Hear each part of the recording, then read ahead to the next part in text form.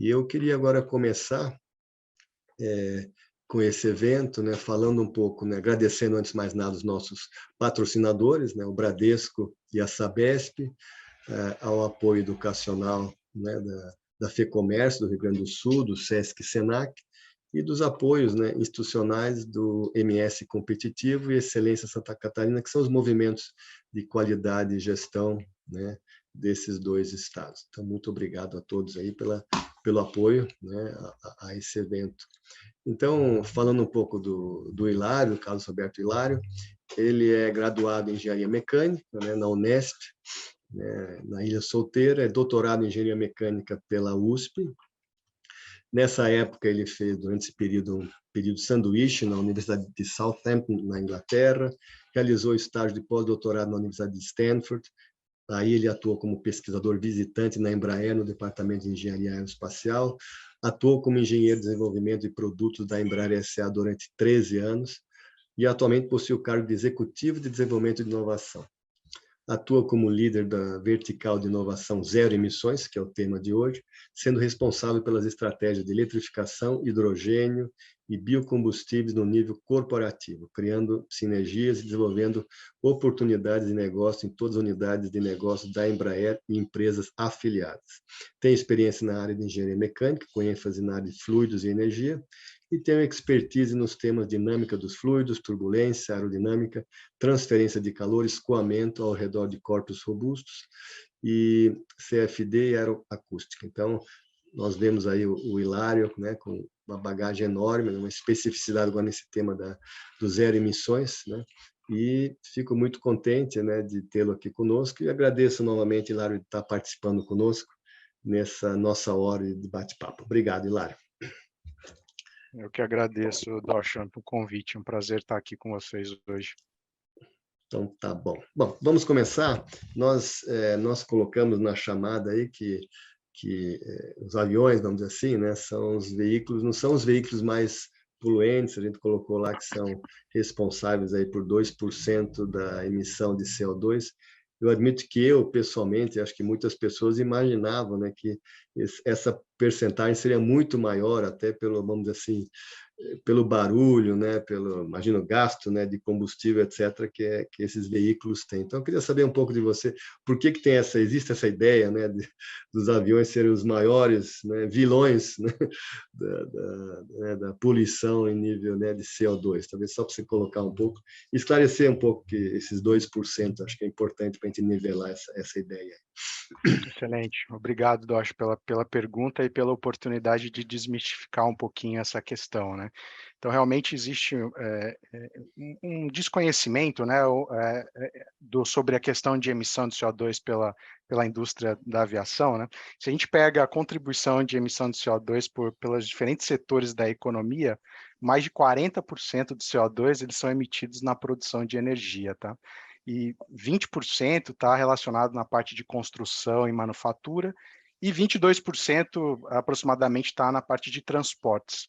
Se a gente dá um foco maior na área de transporte, aproximadamente 75% de todo o CO2 emitido é devido dos carros e caminhões, tá? E apenas 11% é da aviação. Então, se a gente faz uma matemática simples, aí a gente chega que os aviões eles são responsáveis apenas por 2%, né, da contribuição de CO2 no mundo, né? Mas não obstante, né, a nossa indústria, né, a gente entende a responsabilidade e o nosso papel relacionado com a sustentabilidade, e a gente mesmo nos colocou metas extremamente agressivas, né, para que a gente zere as emissões da aviação até 2050, e para que a gente consiga obter esses objetivos lá em 2050, a gente já está trabalhando agora. Então, acho que nós entendemos o nosso papel, a gente quer ter mais conexões entre cidades e pessoas, e estamos buscando aí, mesmo sendo apenas 2%, chegar a zero emissões até 2050. Não, legal, bacana.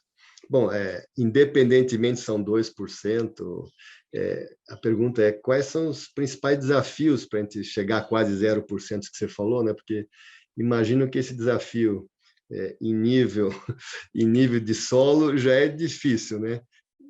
nas alturas, né, deve ser mais complicado, né, porque tem uma série de, né, de soluções que têm que ser adotadas aí que não são tão fáceis. Imagino que tem que fazer isso, né, tem que criar essas soluções, né, em pleno ar, vamos dizer assim. Então, quais são os principais desafios, né, em sendo, né, na aviação? Legal, esse é um ponto importante, né? Porque se a gente olha historicamente, né, ao longo das últimas décadas, o setor da aviação ela conseguiu otimizar e ganhar eficiência significativa, tanto do ponto de vista de redução do consumo de combustível e, portanto, diretamente redução de emissão de CO2. E acho que vale destacar, né, que esse ganho de eficiência, ele veio tanto do ponto de vista dos motores aeronáuticos, né? Então a gente tem um parâmetro que a gente chama de SFC, Specific Fuel Consumption. Então os motores passaram a ser mais eficientes e consumir menos combustível, mas a gente também teve várias evoluções relacionadas com a aerodinâmica e a estrutura do avião como um todo. Então a aplicação de materiais mais leves, mais eficientes, materiais compósitos. Então assim, se a gente olha historicamente, a gente já conseguiu ter um ganho significativo em termos de eficiência dos nossos aviões, né? No entanto, a gente está bem próximo de um platô, né? Se a gente olha aquela famosa curva S de evolução de tecnologia, né? Então, assim, agora a gente está num momento que a gente precisa, de fato, de um salto tecnológico para que a gente possa impulsionar esse ganho de eficiência no nível global do avião de novo, né? E com isso aí buscar essas novas tecnologias disruptivas para conseguir chegar na meta de zero emissões de 2050. Agora, um ponto super importante que você comentou, né, sobre essa questão de realizar esse desenvolvimento nas alturas, né? E, de fato, esse é um complicador significativo, um parâmetro importante na nossa equação, né? E isso porque a segurança em voo ela é sempre prioridade zero. Então, é algo que é inegociável. Então, nesse contexto, apesar da gente precisar desenvolver novas tecnologias visando melhoria de eficiência, redução de CO2, ao mesmo tempo a gente tem que garantir e demonstrar que essas novas tecnologias elas vão satisfazer e atender todos os requisitos atuais de certificação dos aviões do futuro, né? Então, assim, essa questão é que a gente tem que trazer em paralelo esses dois desenvolvimentos, tanto do ponto de vista tecnológico, como garantir a segurança dos aviões do futuro, tá? Não, legal. Quando você falou assim, né, da curva S, né, quer dizer, esses dias eu perguntei para alguém, puxa, agora só falta o avião, né, voar sozinho, né, com inteligência artificial. Mas aí me comentaram que praticamente já é, né, quer dizer, o piloto está lá, mas não quer dizer que ele já está, tem a maior parte dos comandos, etc., própria aeronave que já orienta ele. Esse também é um ponto muito interessante, né, Dacho? Porque quando a gente, obviamente que o objetivo hoje da palestra está muito focado, Não, né, sim, lógico, só conversar curiosidade. de zero emissões, mas assim, existe uma necessidade global da gente avançar em diversas áreas do conhecimento, né? E uma área que também é super relevante é a própria questão de autonomia, né? Do voo autônomo, desenvolver essa capacidade da gente depender menos do fator humano nos aviões. E aqui na Embraer a gente tem também um vertical do meu colega Júlio que é focado em autonomia. Então, assim, existe um espectro de atividades que a gente está nesse momento desenvolvendo em paralelo, sempre buscando a melhor eficiência, o melhor avião possível no futuro, né? Não, legal.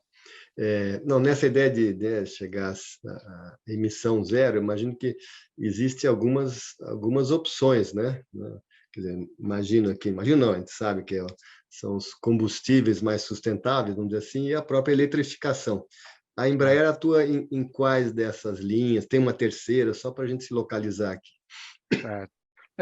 Atualmente a gente tem, como eu falei, né, para buscar a redução de CO2, ela está intimamente ligada com a eficiência do seu avião, né? Então, de novo, a gente atacando melhores configurações aeronáuticas com menor arrasto, menor peso, materiais mais eficientes. Então, é um conjunto de elementos que vão trazer benefícios para o avião como um todo. Do ponto de vista de propulsão, né, de energia para a propulsão e energia para os demais sistemas do avião, a gente hoje tem basicamente três grandes frentes, tá?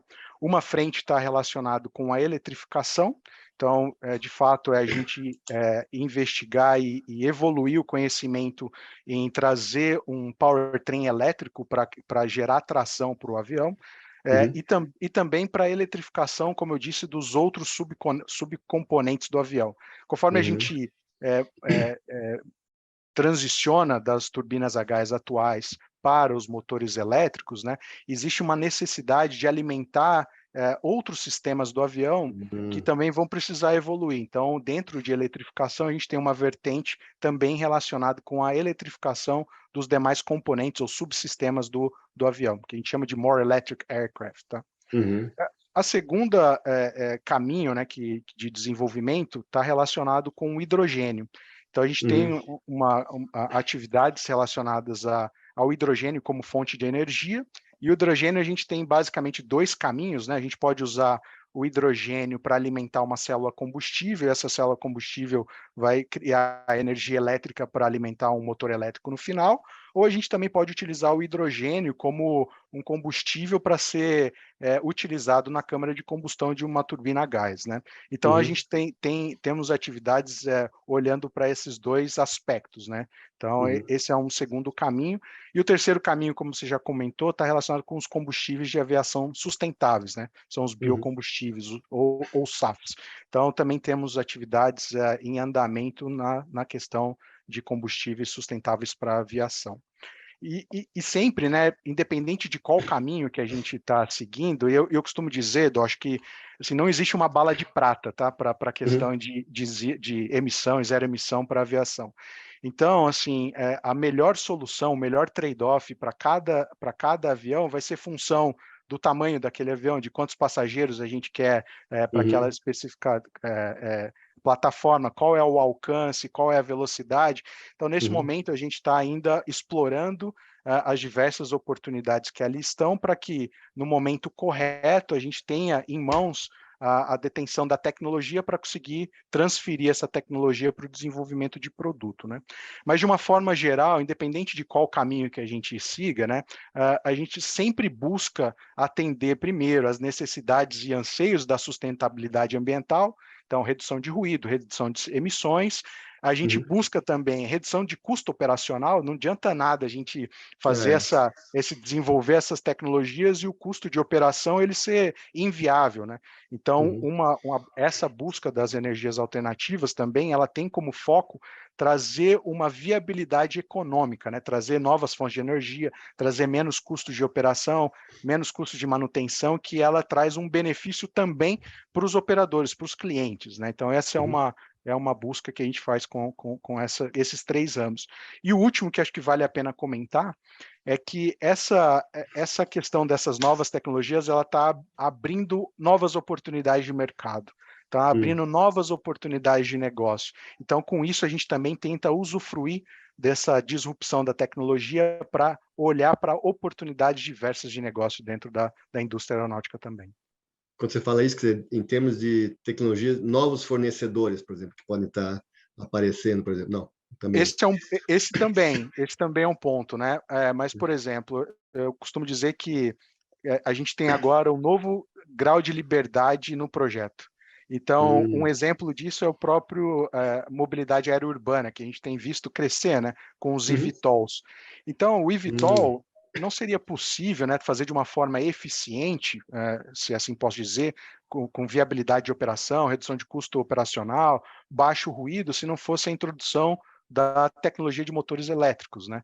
Então, de uhum, rápida resposta, a gente conseguiu utilizar isso no desenvolvimento do veículo. Então, a própria nova tecnologia está abrindo outros produtos, outros veículos que antes não era possível, e a gente está podendo usar essa disrupção para explorar ambientes antes que não eram possível no projeto, né?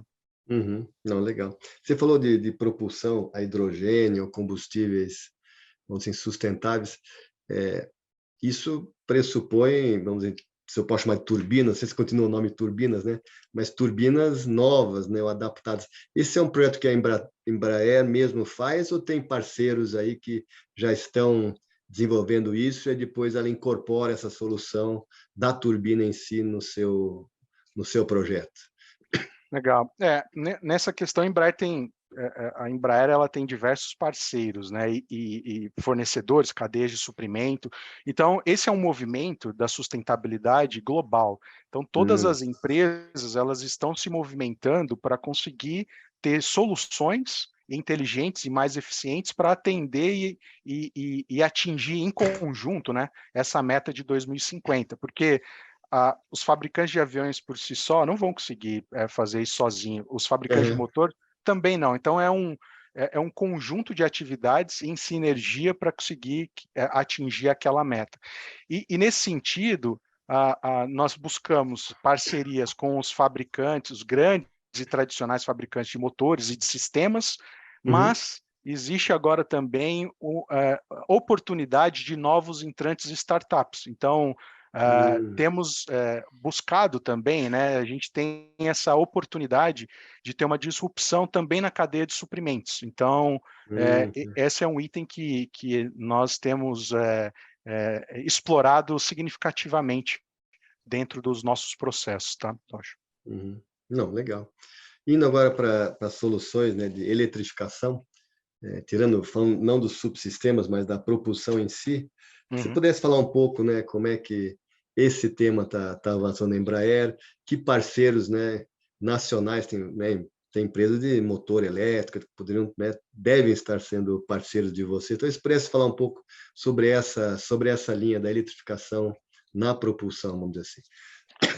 Legal.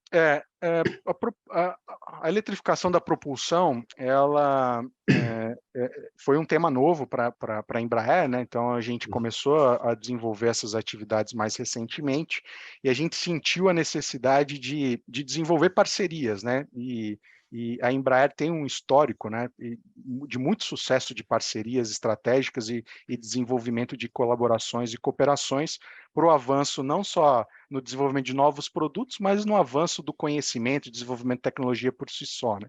Então é algo que a gente se orgulha muito e vem cada vez explorando mais essas oportunidades. Então, na questão da propulsão elétrica, o mais recente, a gente teve um projeto que foi o nosso demonstrador elétrico, né? Então, Hum. no ano passado, em agosto do ano passado, a gente publicou oficialmente, né, o primeiro voo do nosso demonstrador elétrico, que é um demonstrador de tecnologia, como o próprio nome diz, no Uhum. qual o nosso objetivo foi, de fato, aprender como integrar esses motores elétricos, a eletrônica de potência, baterias de alta tensão, cabeamento, gerenciamento térmico, como operar. Então, assim, eu costumo dizer que esse projeto é um laboratório que voa, né? Uhum. Então, e para esse projeto a gente fez uma parceria, uma cooperação tecnológica, né, com a WEG, uma empresa brasileira, Hum. no qual a gente, no objetivo, né, de acelerar o conhecimento e ter uma inovação aberta, né, uma grande possibilidade de inovação aberta, a gente fez essa parceria com a WEG nesse projeto específico, mas a gente tem outros parceiros, né, Uhum. também internacionais na questão de motorização elétrica para nos ajudar a entender melhor e desenvolver a melhor solução para o futuro, né? Então, Uhum. acho que é um campo aberto ainda, com várias oportunidades e bastante interessante, Edocho. Posso dizer que a quantidade de novas informações e, e, de fato, oportunidades que estão ali é gigantesco. Não, legal. Você comentou sobre a WEG, né, as minhas várias fases na área de inovação, etc. Sempre, né, nós, né, que avaliávamos ou éramos fãs de empresas que nem a WEG, a gente sempre achou interessante. Não sei se ela ainda é, mas ela é uma empresa de produção vertical. Ela praticamente fazia tudo, né? Não sei se faz ainda, né, do produto final dela. Não é aquela, né, claro que comprava, né, de fornecedor, mas sempre achou interessante essa produção vertical. Vou te perguntar agora, você falou dos motores elétricos. Quando eu era pequenininho, tinha um negócio chamado, não sei se você chegou a conhecer, chamado Autorama, lembra? Lembro, Então, lembro. o Autorama, ele funcionava porque tinha, não sei, duas palhetas, né, dois contatos que recebiam energia elétrica, né, direto da pista. Depois a gente, né, ganhou carrinho de controle remoto e aí precisava de um negócio chamado bateria, né? Certo. Então, né, então é tão óbvio, põe a bateria, mas imagina como é que fica a solução do armazenamento, né, no ar, né? Senão, quando não é porque, combustível, você aumenta o tanque, alguma coisa, tranquilo, mas como é que você, né, como é que você gera, como é que você, né, carrega, como é que funciona esse termo da bateria no ar, se eu puder falar assim? Esse realmente é um tema bastante importante quando a gente fala de eletrificação, né? Então, Uhum, a questão de armazenamento de energia é um tópico super importante e que vai trazer o diferencial mesmo no futuro. E a gente tem olhado para as diversas rotas, se assim posso dizer, de armazenamento de energia. Então, a gente tem olhado desde tecnologias de mais longo prazo, a gente costuma dizer de baixo TRL, né, que é Technology Readiness Level, até as tecnologias que estão mais disponíveis hoje no mercado, no caso, as baterias, né? uhum, E nesse contexto, Docha, a gente tem explorado, né, diversas químicas de bateria, existem várias químicas, existem várias arquiteturas possíveis, então também é algo que a gente tem explorado das melhores soluções, né? Propriamente as células, como empacotar os módulos, como fazer a gestão, como faz o carregamento, descarregamento. Mas assim, o grande desafio, né? Eu posso dizer, os grandes desafios eles são os seguintes. Primeiro é a densidade energética. Então, assim, se a gente uhum, compara a densidade energética das baterias atual e dos combustíveis convencionais, assim, existe uma ordem de magnitude de diferença, né? Então, uhum. assim, a aplicação de aviões elétricos ou veículos elétricos, ela provavelmente vai começar com aviões menores, menor passageiro, menor velocidade e menor Aham, alcance, justamente por causa da densidade energética. Obviamente que a gente tem um roadmap, né, de como como essa tecnologia, como essa densidade energética vai evoluir ao longo do tempo, e conforme vai havendo pesquisas e desenvolvimento, a aplicação vai ampliando, né? Então, a primeira item que eu falei é a densidade energética. O segundo ponto está muito relacionado com a segurança de operação, né? Então, uhum. agora a gente estamos falando de aviões operando a 600 volts, 800 volts, 1000 volts, que para a aviação é algo novo, né? A gente não é uma tensão que a gente está Hum, acostumado a operar. Então, essa questão de ter muita energia e alta tensão na aviação é algo novo. Então, como eu falei anteriormente, né, segurança é prioridade zero, é algo que uhum. a gente sempre busca. Então, entender a operação disso é super relevante. Então, eventos de thermal runaway, como tratar o thermal runaway, então, toda essa parte de segurança é algo que a gente tem explorado. Um grande desafio para o business, né, para o negócio, está relacionado com o custo de aquisição. Então, as baterias de alta Hum. tensão aplicadas à aeronáutica ainda têm um custo muito grande. Então, assim, precisa ter uma evolução também na questão de redução de custos de aquisição de baterias, a questão de ciclo de vida da bateria, né? Então, aumentar essas químicas, novas químicas, ela tem que aumentar a densidade energética, mas ao mesmo Claro, tempo ela tem que aumentar o seu ciclo de vida, né? Quanto mais durabilidade. a durabilidade dela no avião, né? Não adianta a gente ter que trocar, sei lá, bateria do avião a cada mês, por exemplo. Então tem que Entendi. ter um ciclo de vida que seja razoável. E acho que o último tópico relacionado com bateria que eu posso dizer está relacionado com o seu fim de vida, e a gente tem dois tópicos aqui, né? O fim de vida para aplicação aeronáutica. Então, apesar de ela não ter mais uma aplicação direta para a aeronáutica, ela pode ser utilizada o que a gente chama de uma segunda vida. Então, não relacionada à aeronáutica, mas, por exemplo, Ah, aplicado entendi. para outros setores. Então, a gente aumenta o ciclo de vida total da bateria, a sua aplicação, mas também vão ter baterias que vão precisar reciclar. Então, essa preocupação da vida total da bateria é algo que a gente está preocupado também. Então, a gente tem investigado processos de reciclagem de baterias ao término da Legal. sua vida, tá? Então, Uhum. é um tópico também gigantesco, complexo, mas que é super, super importante. Uma hora você falou, não sei se é o Thermal Runaway, o que você falou do Runaway? Do Thermal. Isso, exatamente. Explica para nós leigos, ou pelo menos para mim, o que significa isso. O thermal runaway é um fenômeno que, se você colocar no YouTube, né, procurar thermal runaway de baterias, chega a ser um pouco, vamos dizer, a palavra correta é assustador, porque a É. energia contida nas células é muito grande e é um Uhum. processo que ele não, ele é contínuo, né? Uma vez que ele começa, ele vai até o término da energia disponível lá na bateria. Uhum. Então, a gente precisa garantir que as baterias que estão sendo utilizadas na aviação, elas tenham proteção para que não aconteça o thermal runaway, e no caso de acontecer, isso não se espalhe para células que estão vizinhas ou para módulos de bateria Entendi. vizinho. Então, no projeto, no processo, na concepção, na integração da bateria, a gente precisa levar isso em consideração para garantir que não vai ter nenhum risco, né, no eventual caso de ter um evento de explosão de uma das células da bateria. Então, isso que é o que a gente chama de thermal runaway. Não, legal. E eu tenho que fiquei pensando agora sobre bateria, né, densidade, etc. Talvez tá muito longe essa questão, mas imagino também que hoje eu estou com um carro elétrico, né? Eu paro no estacionamento do restaurante, tem lá a minha tomada e deixo carregando, né?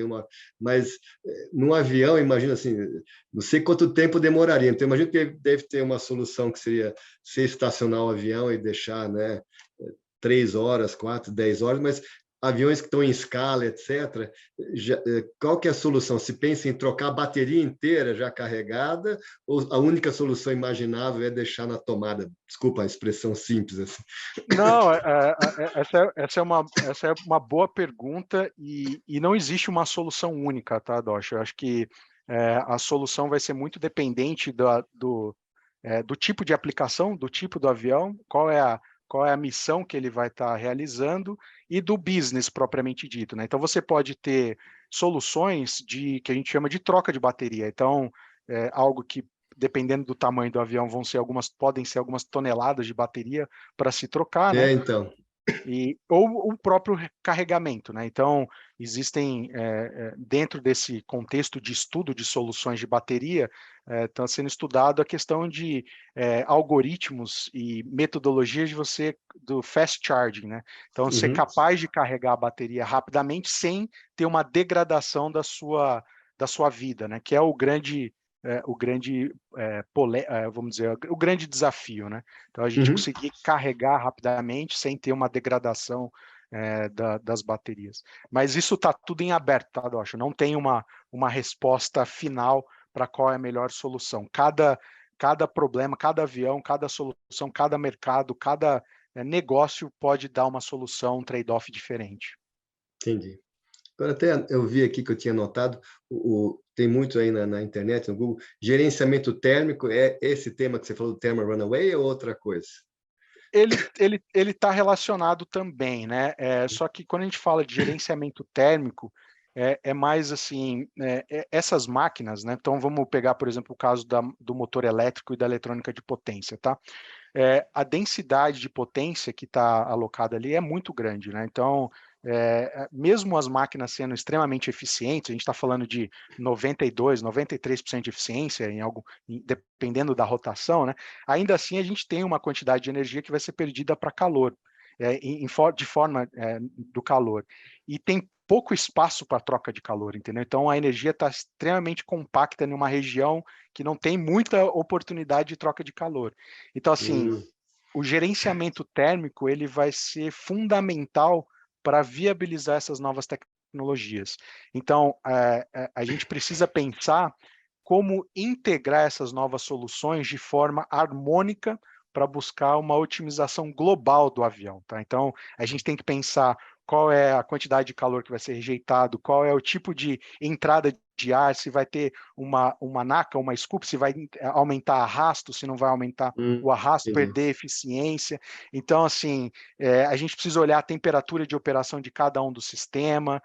Um item que é super relevante para o gerenciamento térmico, a gente comentou do hidrogênio, né? Então, o hidrogênio, por exemplo, uma das soluções é você armazenar o hidrogênio no seu estado líquido. E para isso, você precisa ter temperaturas extremamente baixas, né? Então, Baixas, né? a questão da criogenia, você fazer uma gestão inteligente da energia térmica no seu avião, vai ser assim um grande diferencial para esses aviões no futuro. Então, o gerenciamento térmico ele é um viabilizador de tudo isso que eu falei até agora, tá? Então, ele está na base e é cross. Ele realmente é algo que vai ser assim. Temos muito trabalho para fazer na questão de gerenciamento térmico e é um campo gigantesco também, né? Oportunidade de pesquisa, desenvolvimento de novos materiais, desenvolvimento de soluções, desenvolvimento de impressões 3D, enfim, tem um campo gigantesco aqui de soluções para a questão de gerenciamento térmico. Não, legal. de novo, para um leigo aqui, que fala motor elétrico, botando motor elétrico, né? Se imagina a mesma, não sei se pode chamar de turbina, né? Só que lá dentro tem um motor elétrico e uma hélice. Então, minha pergunta é, com essas soluções todas, a morfologia, a hélice, né? Ela continua como as hélices que a gente conhece, a turbina vai ficar exatamente no mesmo ponto da asa, ou ela é mais leve, quer dizer, tem uma mudança nesse design como um todo, nesse balanço, é só curiosidade minha. Não, essa é uma excelente pergunta, né? E assim, como eu falei anteriormente, essas novas tecnologias, por exemplo, a eletrificação, ela tem dado a oportunidade da gente explorar novos designs. Uhum. E eu costumo dizer que a gente está num momento muito especial para ser engenheiro, tá? Então, assim, principalmente para os novos formandos, para os pesquisadores das universidades, para as startups, para a empresa. Então, assim, a gente está num momento que o espaço de projetos está completamente aberto. Então, a gente pode buscar de novo ótimos globais. E eu costumo brincar, né, Docho, que se você pedir hoje para uma criança fazer um desenho de um avião, É, muito provavelmente a grande maioria vai fazer um tubo com duas asas, né? Então, assim, claro. a gente chegou ali para as tecnologias atuais num ótimo global. Agora está tudo aberto de novo. A gente tem Legal. oportunidade, por exemplo, eu falei dos eVTOLs, né? Desses Uhum. veículos de decolagem vertical. A gente tem oportunidade de olhar para drones de carga. A gente está olhando para propulsão distribuída, em vez de ter 2 motores ou 4 motores, ter vários motores distribuídos na asa Menores, uhum. menores, assim, a gente tem Interessante. muito mais para ver pela frente. Então, assim, de fato, é um momento excelente para estar na engenharia, assim, realmente é uma nova revolução que está na nossa frente e o campo todo aberto para a gente explorar. Uhum. Eu tô ficando assim no motor elétrico, peço desculpas, mas eu acho super Não, não. interessante. Que nem carros, né? Quer dizer, tem uma redução, né, da geração de ruído, imagino eu, drástica, né? E aí a minha pergunta, né, é se isso tem um efeito, né, até em termos de decolagem, aterrissagem em cima de áreas urbanas, otimiza, melhora alguma coisa assim que hoje tem que ser evitado pela alta geração, né, de som, de ruído. Não sei se tem alguma implicação, só curiosidade também. Não, é interessante também, porque assim, quando a gente fala de aviões, né, que são propelidos a hélice, né, existe diferentes componentes que vão se somar para o ruído que chega no nosso ouvido, né? Uma Uhum. parte dele, obviamente, é a máquina térmica, né, a combustão que está acontecendo, o movimento das partes, e uma outra parte está relacionada com o ruído aerodinâmico da própria hélice, né? Então, Hum. assim, o fato da gente estar trocando o motor elétrico por um motor a combustão, isso já traz um benefício. Porém, Uhum. ainda tem um componente super importante que é o ruído aerodinâmico da hélice. Uhum. Então, assim, essas novas configurações, pelo fato da gente poder usar propulsão distribuída, por exemplo, como eu comentei, com vários motores, a gente pode diminuir o carregamento da pá de cada uma das hélices e, com isso, diminuir o Hum. efeito de ruído. Um outro fator super relevante é que as metodologias que a gente utilizava para projetar hélice são de décadas atrás, onde o ruído não era o item Ah, principal, assim, sim, não era o lógico. principal problema. Uhum. Agora, para as pessoas que gostam de ruído, né, também a gente está num movimento super relevante, porque o ruído, junto com a questão de emissão, passou a ser um problema. Então, agora, nós estamos investigando, desenvolvendo novas ferramentas, novas metodologias para o projeto de hélice, onde agora o ruído deixa de ser uma restrição e ela passa a ser uma função objetiva do seu problema. Então, Uhum. assim, existe uma oportunidade, uma possibilidade de ganho significativo de redução de ruído com essas novas tecnologias que a gente está vendo nos aviões, tá? Então, é, é, menos pessoas vão ser afetadas pela operação dos aviões aí que moram perto dos aeroportos. Não, legal. Agora, mudando um pouco o foco para o tema da inovação de vocês, você falou aí de startups, né, com startups que estão trazendo. Talvez você pudesse falar um pouco como é que é o modelo de inovação, né, global de vocês, porque, de um lado, imagino que, né, vocês são Embraer, é uma empresa, né, que tenha nem o interesse, é necessário que se proteja uma série de soluções que foram desenvolvidas internamente, né, patentes, assim. Por outro lado, se fala muito em inovação aberta, né? Então deve ter um trade-off aí, né? E o outro também, assim, eu vi um filme, né, da Embraer, onde existem vários centros, né, mundiais que estão participando, acho que na Alemanha. Então, você poderia falar um pouco desse contexto geral, né?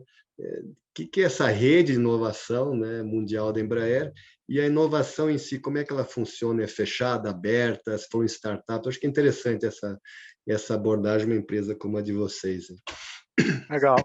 Como eu comentei, o desafio ele é gigantesco, né? Assim, e a gente sabe que é impossível a gente realizar absolutamente tudo sozinho. Então, como eu já comentei anteriormente, a gente tem esse histórico, né, de sucesso de realizar parcerias, tanto para o desenvolvimento de produto como de tecnologia. Então, a gente sempre busca e estamos de braços ou asas abertas, né, Uhum. buscando parcerias, cooperações, startups. Então, eu já comentei de um exemplo, né, que é a questão do demonstrador elétrico, que é um Uhum. excelente exemplo de inovação aberta que a gente executou em parceria com a VEG, com a EDP e outros parceiros, né, em conjunto. Uhum. Agora, do ponto de vista de propriedade intelectual, de financiamento de projetos, assim, a gente tem projetos que a gente executa, que são totalmente custeados pela empresa, e a gente tem projetos, na sua grande maioria, que busca esse fomento, né, de alavancar essas atividades, tanto para viabilizar o projeto, mas Uhum. também que facilita e aumenta o relacionamento indústria-academia, né? Que acho que Uhum. é o ponto super importante de desenvolvimento no Brasil, né? Esse aumentar essa relação indústria-academia, pesquisa orientada e trazer assim, essa maior interconexão entre esses dois setores ou essas duas áreas super importante, né? Já que você E falou assim, nisso, nessa linha, no Brasil tem vários órgãos, né, FINEP, etc., que viabilizam, vocês usam desses fomentos ah, públicos, é? sem Ah, dúvida, é? a gente Ah, tem que bacana. temos diversos projetos de pesquisa e desenvolvimento que são, assim, são vários, tá? Talvez Tem eu Embrapi vou também, né? FAPESP, FAPEMIG, FINEP, Embrapi, a lista se estende, tá? A gente tem, de fato, assim, Legal. uma parceria muito grande com os órgãos, né, com as FAPs. A gente também tem desenvolvido parcerias com institutos privados, né? Então, trazer mais essa cooperação com institutos privados e também, como você falou, do nível global, né? Nós temos vários projetos espalhados pelo mundo e a gente utiliza fomentos de países europeus, de programas europeus, para viabilizar vários desses projetos. Um item que eu gostaria de chamar a atenção, porque ele é recente, né? É. Há poucos meses foi divulgado, né, que a Embraer, em parceria com a FAPESP e o ITA, a gente acabou de lançar o CPE, que é o Centro de Pesquisa em Engenharia, que ele vai ser focado na mobilidade aérea do futuro, né? Então está aí Legal.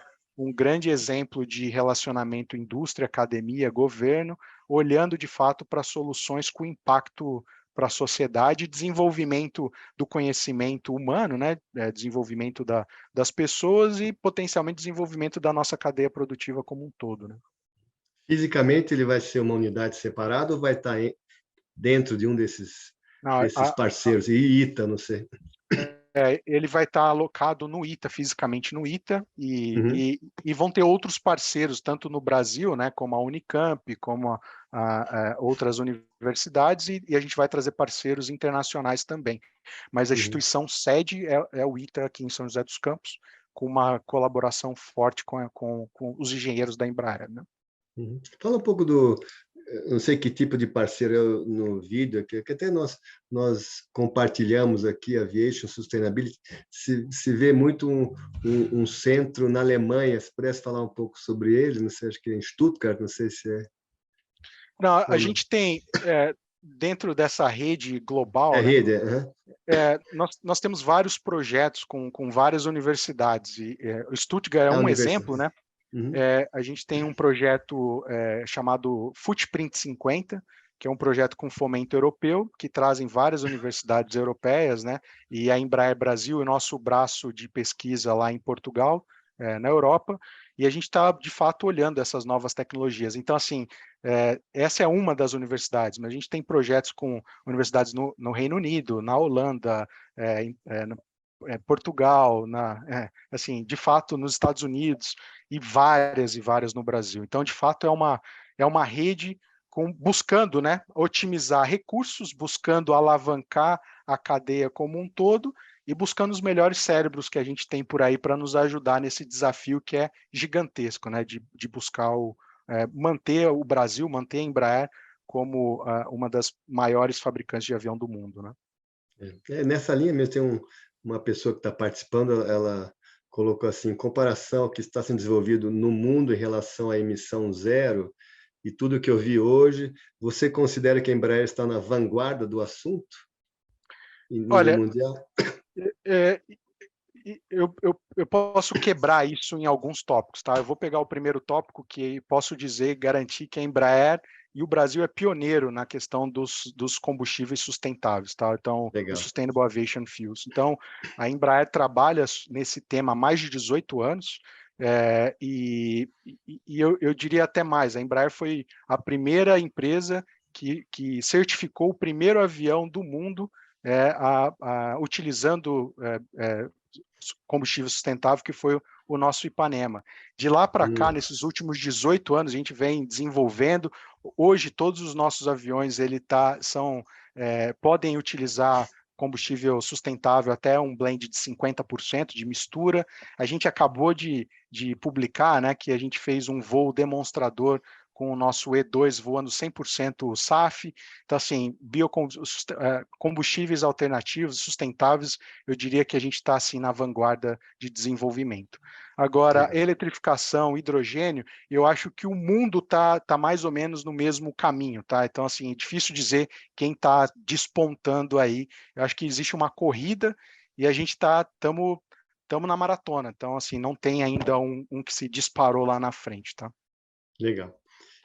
Vieram algumas perguntas mais técnicas, tecnológicas, já estamos mais para o fim, e umas são muito densas, depois a gente vai mandar para você as perguntas, né, se você puder responder, mas Claro. uma assim, acho que é mais fácil e é interessante. A Embraer divulgou uma nova aeronave com turbopropulsor na traseira. Aí pergunta, né, do Manuel Rendon, essa é uma tendência nos aviões do futuro? Assim, existe um trade-off gigantesco, um trabalho de engenharia para que a gente consiga chegar na configuração mais eficiente. Então, não é uma decisão assim simples, é um trabalho extremamente multidisciplinar, que é envolvido peso, centragem, aerodinâmica, eficiência, enfim, é um trabalho gigantesco.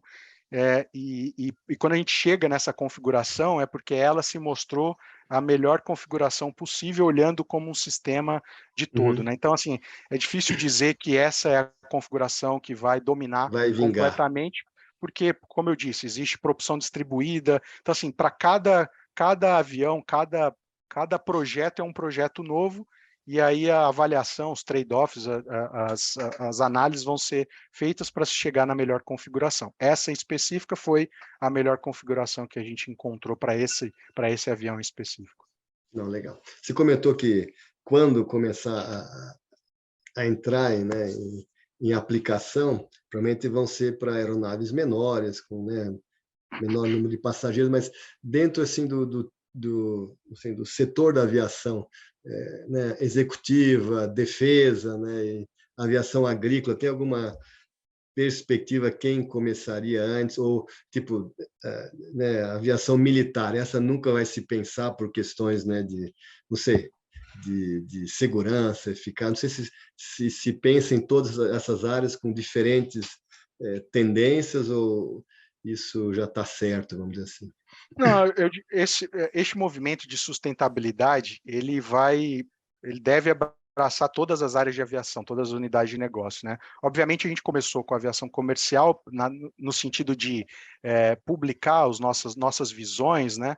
olhando a nossa perspectiva, mas eu vejo o transbordamento para as outras áreas, né? Vale mencionar que, por exemplo, os nossos aviões executivos, eles já utilizam SAF hoje, né? Então, o combustível sustentável. Então, isso é algo que já está em utilização e os nossos aviões executivos já podem utilizar sem muitas restrições, além do que eu já comentei sobre custo, disponibilidade e tudo mais. E outro item que eu comentei antes, né, é que existem outros elementos que a gente pode somar para trazer maior sustentabilidade para os aviões, como exemplo, o More Electric Aircraft. Então, a gente atacar determinados sistemas que são hidropneumáticos ou que são que requerem outro tipo de energia e trocar por energia elétrica, trazer mais eficiência. Então, eu acho que de uma forma faseada, ela vai acabar abrangendo todas as áreas em um momento ou outro do tempo, tá? Não, legal.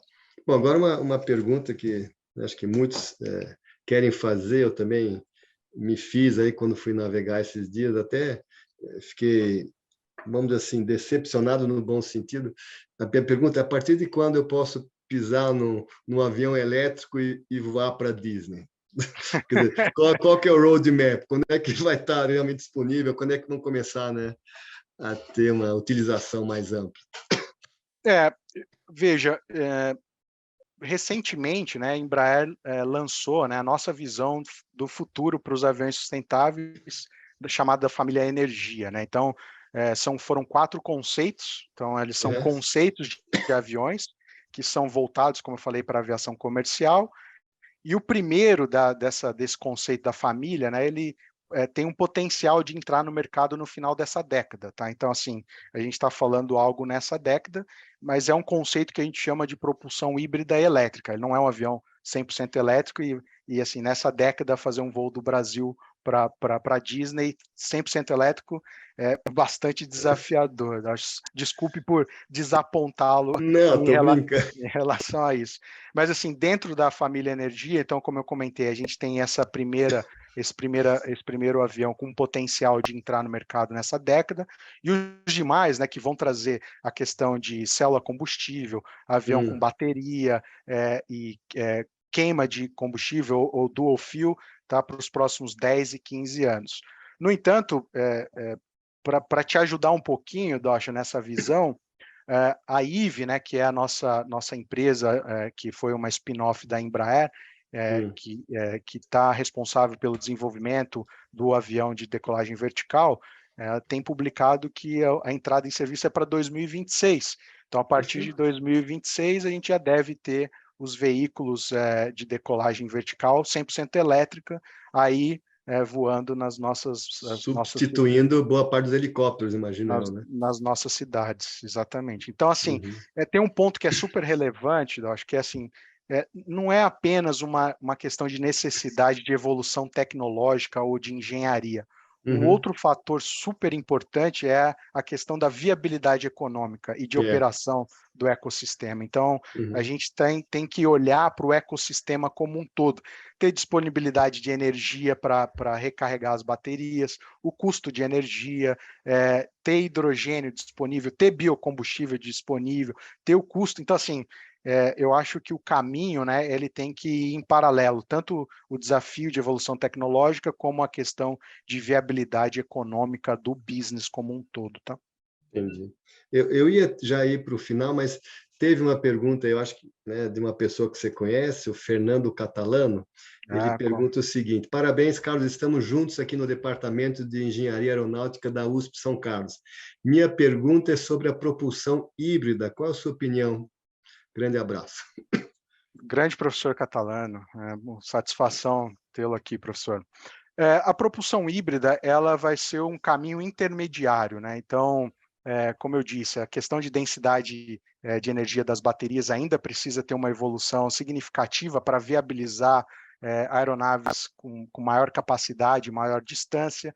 A gente tem a questão do hidrogênio, que tem um custo, e assim, quando a gente fala de hidrogênio, a gente tem que olhar para a questão do hidrogênio verde, né? Então, a produção do hidrogênio que não está gerando CO2 para a fabricação daquele hidrogênio. Então, a disponibilidade do hidrogênio verde também é algo que está distante e tem um custo ainda significativamente alto. Se a gente fala de biocombustível, SAF, para a gente chegar a 100% SAF, existe uma necessidade de ter uma escalada e ter uma disponibilidade global e a questão de custo, né? Então, o custo do SAF, do combustível sustentável, ele é ainda proibitivo, ele é muito alto.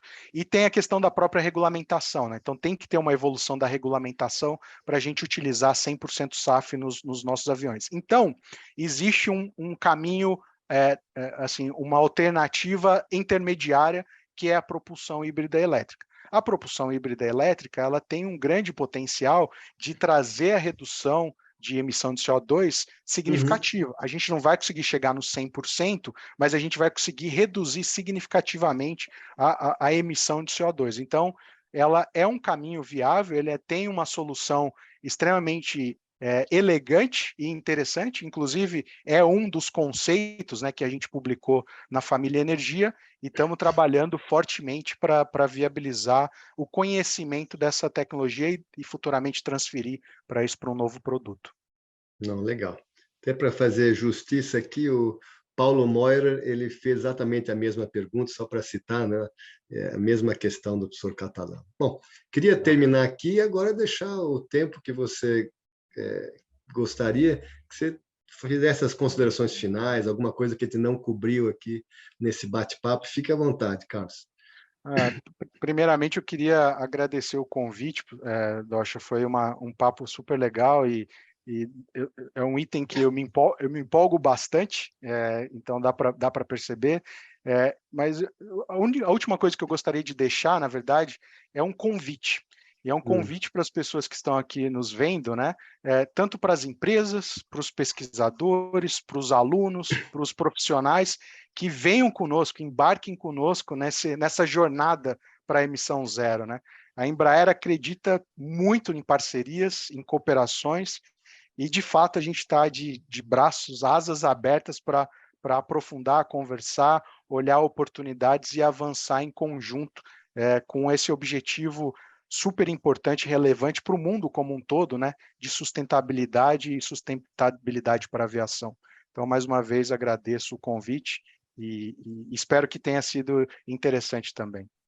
Com certeza, só pelos elogios aqui de quem esteve presente, com certeza, eu já achei super interessante, vários colegas aqui também. Então, tem muitos parabéns aí para você, Carlos. Bom, queria agradecer de novo para você, né, a você ter vindo, ter aceito, acho que foi um bate-papo realmente bem bacana. Eu queria novamente agradecer o patrocínio do Bradesco, da Sabesp, o apoio educacional da FEComércio, do SESI e Senac do Rio Grande do Sul, e o apoio, né, institucional do MS Competitivo e Excelência Santa Catarina. Então, eu sempre termino dizendo assim, por favor, me mandem, né, feedbacks de como foi o evento, sugestões de melhorias, só assim tu consegue, na próxima vez, já entregar um webinar mais otimizado. Então, obrigado a todos por terem participado, a Marcela e a Patrícia que ajudaram a organizar esse evento, e Hilário, novamente, super obrigado, né? E a gente vai te mandar as perguntas que não foram respondidas, se você puder responder, te agradeço. Então, tá bom. Boa tarde a todos e a todos. Até a próxima. Tchau, tchau. Até mais. Um abraço. Tchau, tchau.